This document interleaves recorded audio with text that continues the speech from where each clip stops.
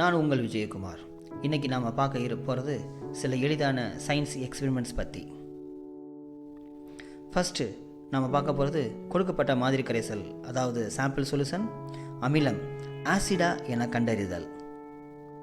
கரைசல் அமிலமா காரமா அப்படின்னு நம்ம கண்டுபிடிக்க போகிறோம். இதுக்கு நமக்கு தேவை டெஸ்ட் டியூப் ஹோல்டர் வேண்டியிருக்கு, டெஸ்ட் டியூப் வேண்டியிருக்கு. இந்த டெஸ்ட் டியூப்பை டெஸ்ட் டியூப் ஹோல்டரில் ஃபிக்ஸ் பண்ணிக்கணும். அடுத்து கொடுக்கப்பட்ட கரைசல் எந்தவித கலரும் இல்லாமல் இருக்கக்கூடிய கொடுக்கப்பட்ட கரைசல். அதுக்கு பிறகு ஃபினாப்தலின், அடுத்து மெத்தில் ஆரஞ்சு. ஃபஸ்ட்டு நாம் கொடுக்கப்பட்ட கரைசலை இந்த டெஸ்ட் டியூப்பில் ஊற்றிக்கிறோம். கொடுக்கப்பட்ட கரைசல் இந்த டெஸ்ட் டியூப்பில் ஊற்றிட்டு 1 or 2 drops ஃபினாப்தலின் உள்ளே சேர்க்குறோம். அப்படி ஃபினாப்தலின் சேர்க்குற நேரம் எந்த விதமான கலரும் மாறலை, வெண்மை நிறமாக தான் இருக்குது. அப்போ கொடுக்கப்பட்ட கரைசலில் ஃபினாப்தலின் சேர்த்த பிறகு வெண்மை நிறமாக இருந்துச்சு அப்படின்னு சொன்னால் கொடுக்கப்பட்ட கரைசல் அமிலம், ஆசிட். கொடுக்கப்பட்ட கரைசல் அமிலம், ஆசிட். அடுத்து திரும்பவும் ஒரு டெஸ்ட் டியூப் எடுத்துக்கிட்டோம், கொடுக்கப்பட்ட கரைசலை உள்ளே எடுத்துக்கிட்டோம். இப்போ என்ன செய்ய போகிறோம்னா மெத்தில் ஆரஞ்சு உள்ளே சேர்க்க போகிறோம். 1 or 2 drops மெத்தில் ஆரஞ்சு உள்ளே சேர்க்க போகிறோம். அப்படி மெத்தில் ஆரஞ்சு சேர்த்த உடனே இளஞ்சிகப்பு நிறம் உருவாச்சு அப்படின்னா, கொடுக்கப்பட்ட கரைசலில் மெத்தில் ஆரஞ்சு சேர்த்த உடனே இளஞ்சிகப்பு நிறம் உருவாச்சு அப்படின்னா கொடுக்கப்பட்ட கரைசல் அமிலம், ஆசிட்.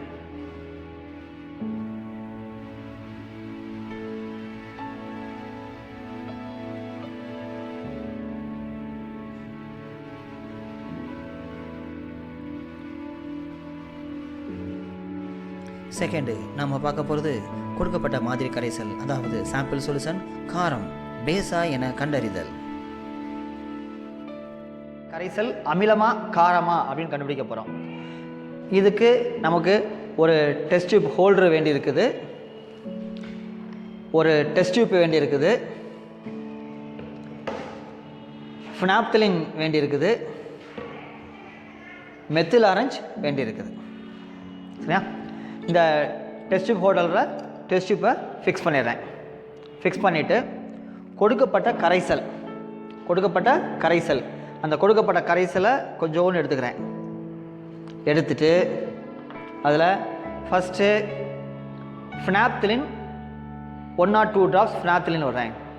அப்போ கொடுக்கப்பட்ட கரைசலில் ஃபினாப்தலின் விட்ட உடனே இளஞ்சிவப்பு நிறமாக மாறுச்சு அப்படின்னு சொன்னோம்னா அது கொடுக்கப்பட்ட கரைசல் காரம், பேஸ். கொடுக்கப்பட்ட கரைசல் பேஸ்.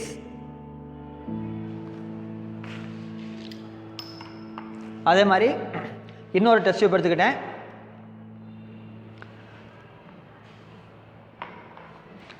கொடுக்கப்பட்ட கரைசல் எடுத்துக்கிட்டாச்சு. அடுத்து மெத்தில் ஆரஞ்சு ஊற்றுறேன்.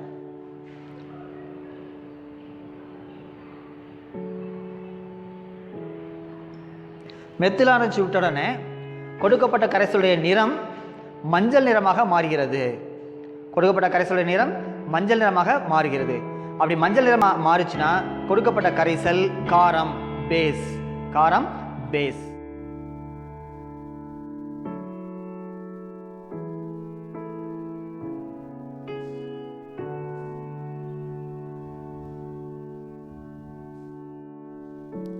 கடைசியாக நாம் பார்க்க போகிறது கொடுக்கப்பட்ட உப்பின் கரையின் தன்மையை கொண்டு வெப்ப உமிழ்வினை எக்ஸோதெர்மிக்கா அல்லது வெப்ப கொள்வினை எண்டோதெர்மிக்கா என கண்டறிதல்.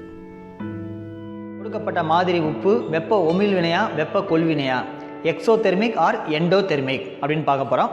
இதுக்கு நமக்கு ஒரு டெஸ்ட் டியூப் ஹோல்டர் வேண்டியிருக்கு, டெஸ்ட் டியூப் வேண்டியிருக்கு. அதில் தண்ணி, டிஸ்டில் வாட்டர் எடுத்துக்கணும். அந்த டிஸ்டில் வாட்டருடைய வெப்பநிலையை முதல்ல குறிச்சிக்கணும்.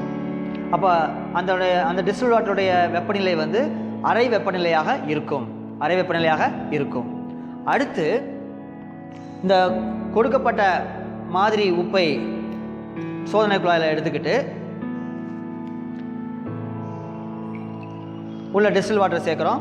உள்ள டிஸ்டில் வாட்டர் சேர்த்துட்டு நீங்கள் தொட்டு பார்த்தீங்க அப்படின்னா இப்போ இந்த மாதிரி உப்பு வந்து குளிர்ச்சியாக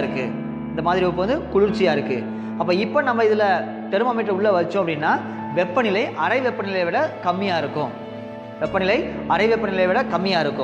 அப்போ ஏற்கனவே இருந்த வெப்பநிலையை விட இப்போ இருக்கக்கூடிய வெப்பநிலை கம்மியாக இருக்குது அப்படின்னு சொன்னால் அது வந்து வெப்ப கொள்வினை.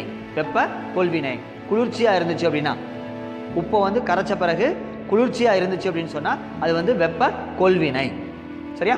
அடுத்து இன்னொரு மாதிரி உப்பை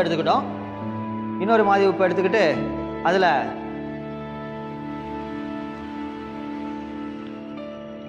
டிஸ்டில் வாட்டர் சேர்க்குறோம். டிஸ்டில் வாட்டர் சேர்த்து நல்லா கலக்கிட்டு இப்போ நம்ம இதை தொட்டு பார்த்தோம் அப்படின்னு சொன்னால் சூடாக இருக்குது.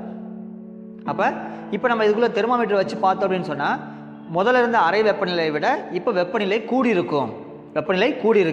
அப்படி வெப்பநிலை கூடி அந்த டெஸ்ட் டியூப்பை நம்ம தொட்டு பார்க்குற நேரம் சூடாக இருந்துச்சு அப்படின்னு சொன்னால் அது வந்து எக்ஸோதெர்மிக், வெப்ப உமிழ்வினை.